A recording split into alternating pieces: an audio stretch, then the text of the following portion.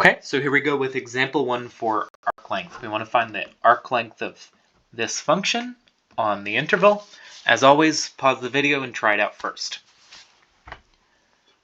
And so, let's just get on with it. So I want to find the derivative of this function. So my f of x, 10x to the 3 halves. The derivative of that function is 2 goes to 0.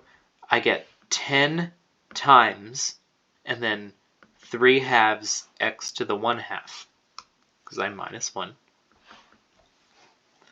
And then that becomes 10 and 2 cancel to 5, and I get 15 x to the 1 half. So I'll just write that as root x. Now I'll just plug it into my formula. So my arc length is the integral from 0 to 1 square root 1 plus, here's the derivative, that's f prime, squared dx. Now I'll simplify. Square root 1 plus 15 squared, you can put in your calculator if you want, 225x.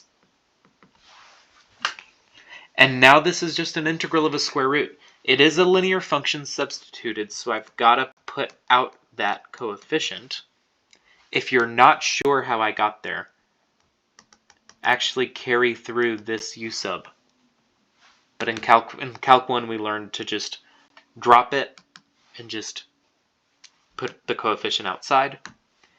The integral of something to the 1 half is that thing to the 1 half.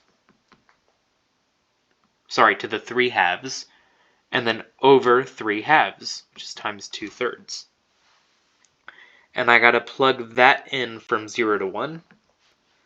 I get, my fractions are getting messy, 2 over 225 times 3 is 675. And I've got 226 to the 3 halves minus 2 over 675. Plug in 1 in for x, I get 1 to the 3 halves, which is 1. And that's my answer. Looks pretty gross, but put it in a calculator, you can get a decimal out of it. There's nothing I can do with any of these exponents to simplify. If there was, it'd be pretty obvious. And hope that helped.